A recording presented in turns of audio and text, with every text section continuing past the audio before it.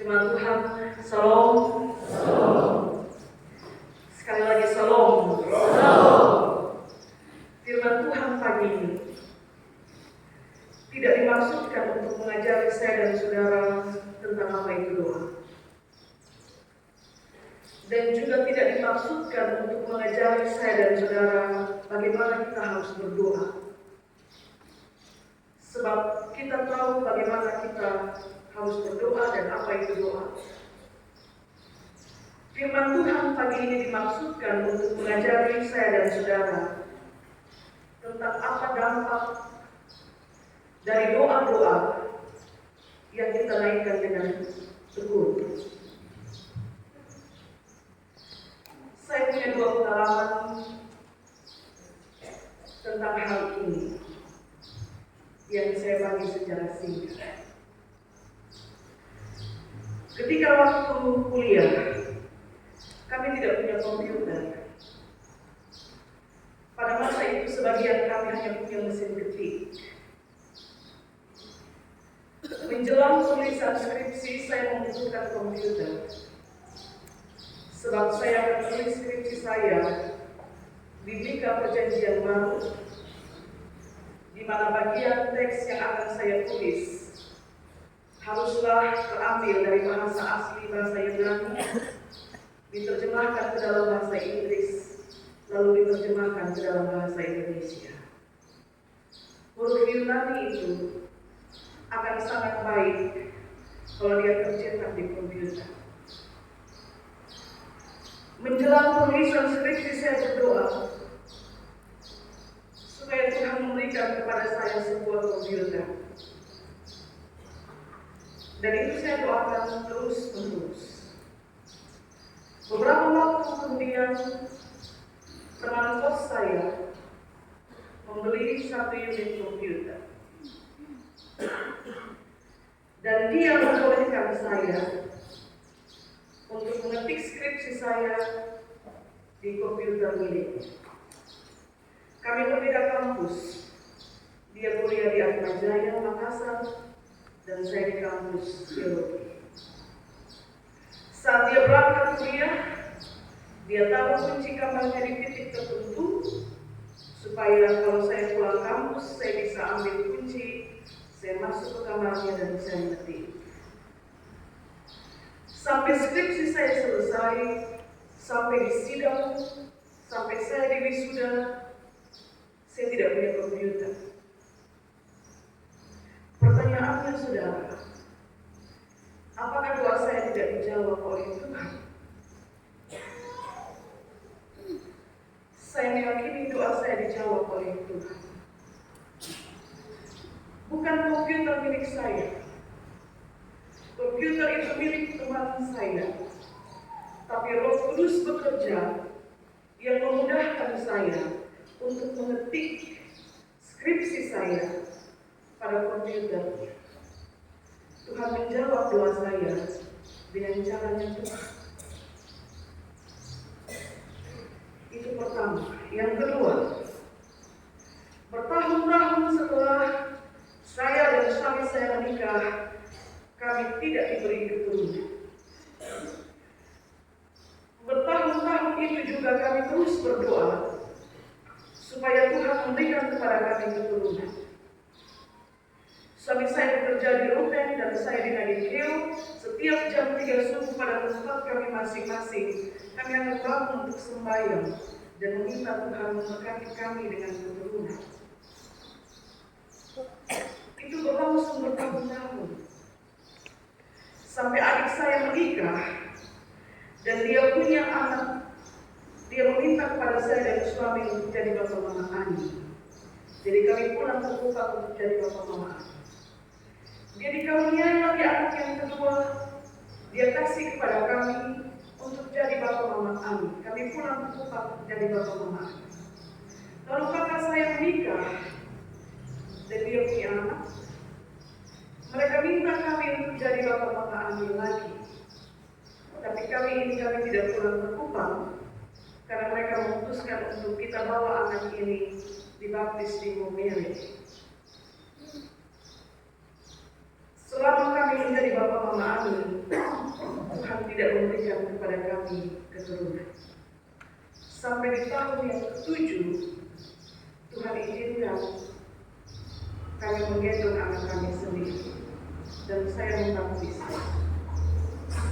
Pertanyaannya yang sama, apakah selama bertahun-tahun itu Tuhan tidak menjawab doa kami?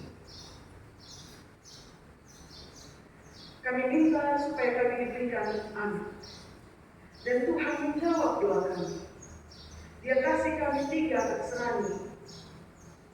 3 anak serani itu belum ditambah beberapa anak jemaat yang meminta kami jadi bapak mama Ani. Dia kasih kami anak-anak serani. Barulah kemudian setelah berkali-kali kami berdiri untuk mengucapkan pengakuan dan janji untuk jadi orang tua yang baik bagi anak-anak serani, Tuhan izinkan kami punya anak di tahun yang ke-7. Apakah Tuhan tidak menjawab doa kami? Dia menjawab, tapi dia menjawab sesuai dengan caranya. Ilustrasi kaktus dan kupu-kupu, saya yakin Bapak-Bapak masih ingat karena saya suka pakai ilustrasi ini. Suatu hari aku berdoa, meminta kepada Tuhan setangkai bunga yang indah. Tapi Tuhan memberikan kaktus yang jelek dan berduri. Aku minta kupu-kupu, tapi Tuhan beri ulat yang jelek menjijikkan. Aku kecewa dan marah.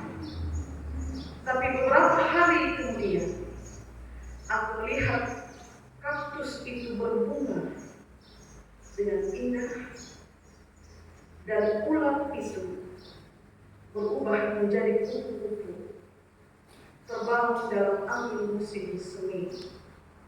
Jalan Tuhan adalah baik. Itu ilustrasi. Yang kita minta dijawab seturut caranya Tuhan. Hanya seturut caranya Tuhan yang kadang-kadang tidak kita mengerti. Dan itu yang mau kita pelajari bersama. Apa dampak dari ketekunan doa-doa yang kita persembahkan dari Tuhan. Saudara-saudari yang terkasih dalam Kristus,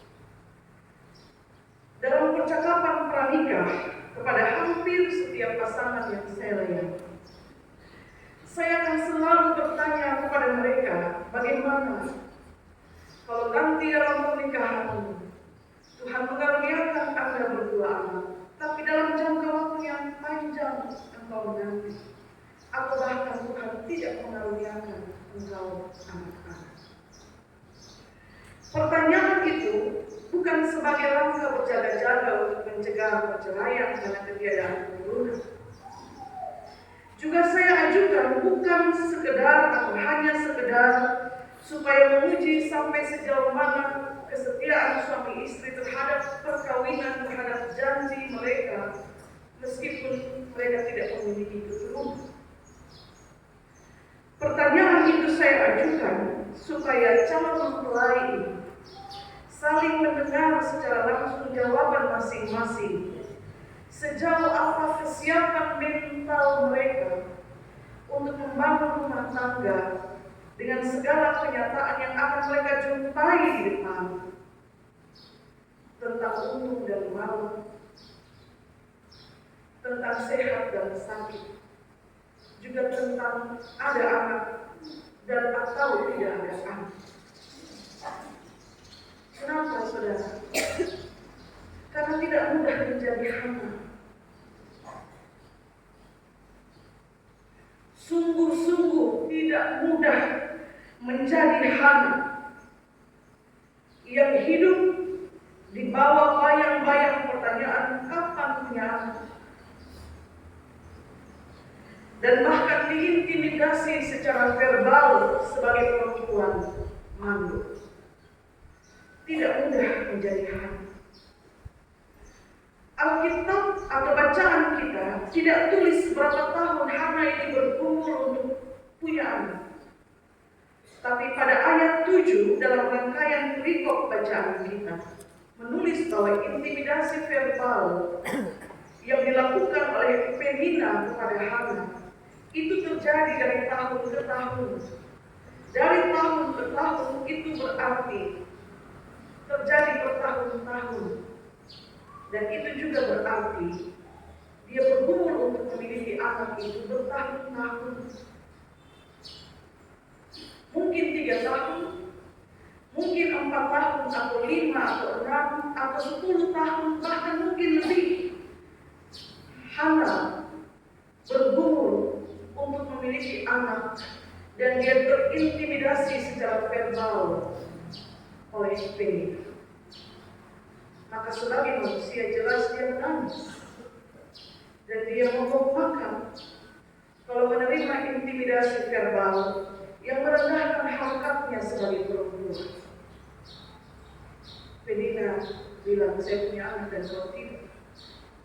Itu menyakitkan. Maaf. Tapi pertanyaannya, apakah menangis dan mogok makan itu menyelesaikan pergumulannya Hana? Saya tanya kepada Bapak Ibu saudara-saudara, yang dalam pergumulan kau menangis dan kau sampai berhenti makan, apakah itu menyelesaikan pergumulan? Hana membutuhkan suatu kekuatan yang lebih tinggi, yang lebih besar, yang datang dari luar dirinya sendiri, yang memampukan dia untuk tetap berpengharapan di tengah intimidasi verbal yang dia terima. Dia butuh satu kekuatan yang dia yakini mampu membuka rahimnya yang tertutup bertahun-tahun. Karena perikop bacaan kita bilang, Allah menutup kandungannya. Kalau tertulis bahwa Allah menutup kandungannya, itu berarti pada Allah itu ada kuasa untuk menutup dan juga ada kuasa untuk membuka. Dan karena itu dia harus minta kepada dia yang punya kuasa untuk menutup dan yang punya kuasa untuk membuka. Itulah sebabnya dia berdoa. Sebab menangis terus-menerus itu bisa membuat dia lemah secara psikis. Dan kalau dia mogok makan, bisa membuat dia lemah secara fisik. Tapi berdoa memberikan dia kekuatan untuk berdiri di tengah-tengah pusaran badai. Bahkan jika badai itu berlangsung bertahun-tahun, doa-doanya akan membuat dia tetap kuat. Karena itu meski dengan hati yang pedih, dengan terseduh-seduh dia berdoa terus kepada Tuhan. Dan apa yang terjadi setelah dia berdoa, dia mendapatkan kekuatan, dia wajahnya kembali ceria dan dia mau makan. Hana dan ketekunan doanya menjadi contoh bagi setiap orang yang berpengharapan bagaimana engkau berdiri di atas doa-doamu sembari berjalan dengan kepalamu yang terangkat dan dengan penuh keyakinan berani berucap kepada si pencemooh, sekarang adalah saatmu menerima bagianmu, tapi bagiku akan datang saatnya Tuhan menyediakan bagian yang ditetapkan bagi. Itu hanya bisa diucapkan oleh orang-orang yang berdiri di atas doa-doanya. Karena itu jangan pernah berhenti berdoa. Sebab tidak ada satu orang percaya pun yang bisa kuat tanpa doa. Dan yang kedua, tidak ada doa yang lahir dari hati yang hancur itu yang tidak didengarkan oleh Bapa di surga. Kalau sudah tiba waktunya, percayalah bagianmu akan tiba. Dan anugerah itu tidak pernah salah alamat. Berkat yang dari Tuhan itu tidak pernah keliru, tidak pernah salah alamat. Apapun berkat itu yang ditetapkan untukmu, bagaimanapun caranya, dia akan sampai kepadamu. Kalau itu sudah diatur bagimu. Dan Tuhan membuktikan kebenaran janjinya melalui pergumulan Hana. Bapak Mama, saudara-saudari yang terkasih, mungkin ada saat-saat di mana engkau merasa Tuhan tidak mendengar doa-doamu karena penantianmu yang panjang. Saya membayangkan Hana dari tahun ke tahun, setiap kali mereka pergi berdoa ke Silo, ibu suami Elkana akan bagi bagian. Penina dapat bagiannya, Penina bu anak-anak dapat bagian, tapi Hana cuma dapat satu bagian karena dia tidak punya anak. Itu kemudian ditambah dengan intimidasi verbal dari Penina. Hatinya sungguh sakit. Mungkin juga ada saat-saat di mana engkau merasa Tuhan melupakanmu. Orang lain Tuhan ingat, tapi kenapa saya sepertinya Tuhan lupa? Tapi saya ingin bilang kepada saudara pagi ini dalam rumah Tuhan ini, janji Tuhan itu saudara tidak pernah ada yang gagal untuk ditepati. Sekali engkau bergantung kepadanya, dia akan membuktikan bahwa ranting yang tetap melekat pada pokok itu, dia akan menghasilkan buah berkali-kali lipat meskipun dia harus melewati proses pembersihan berulang-ulang. Tapi jaminan bagi ranting yang mengalami proses pembersihan adalah dia berbuah berkali-kali lipat. Kalau ranting itu tetap melekat pada pokok. Hana menjalani proses pembersihan yang lebih lama untuk sampai pada pengenalan jawaban doa. Dan itu sama dengan kita hidup hari-hari. Sebagian orang mendapatkan dengan cepat, tapi sebagian menjalani proses pembersihan yang lebih lama, lebih panjang. Ditambah dengan sejumlah pertanyaan. Kapan dapat kerja? Kapan lulus? Kapan nikah yang masih jomblo? Bagaimana mau nikah? Pacar belum ada. Jadi kalau kepada orang jomblo pertanyaannya kapan punya pacar? Keliru kalau kita bilang kapan nikah, karena dia belum punya pacar. Apalagi kepada yang sudah punya anak, yang belum punya anak kita tanya kapan punya anak. Seolah-olah setiap waktu dia dan suami hanya berkuliah dan tidak melakukan sesuatu untuk mendatangkan keturunan. Dan kita terus bertanya kapan punya anak.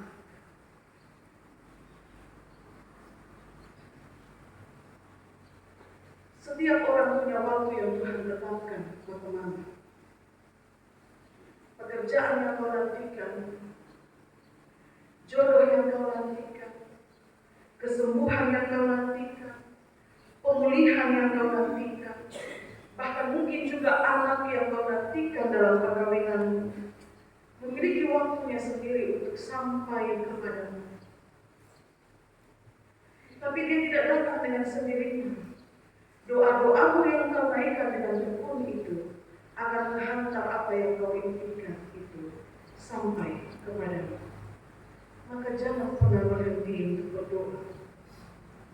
Karena pada ayat 17, sebelum Hana pulang kembali ke rumahnya, Eli bilang kepada dia, Allah Israel akan memberikan kepadamu apa yang kau minta daripadanya.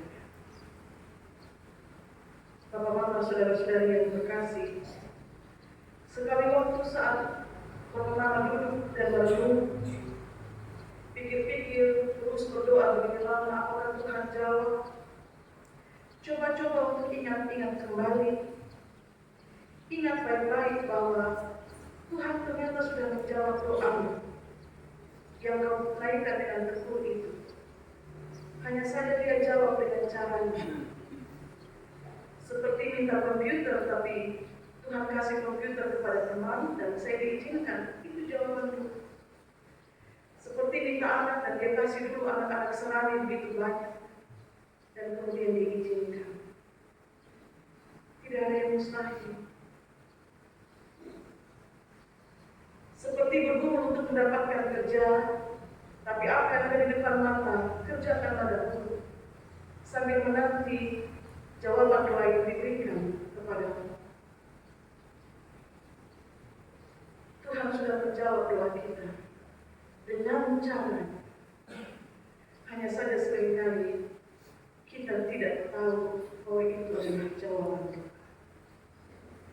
Tekunlah berdoa sampai yang kau doakan itu ada di hadapan. Tuhan berkati kita dengan firman-Nya. Amin.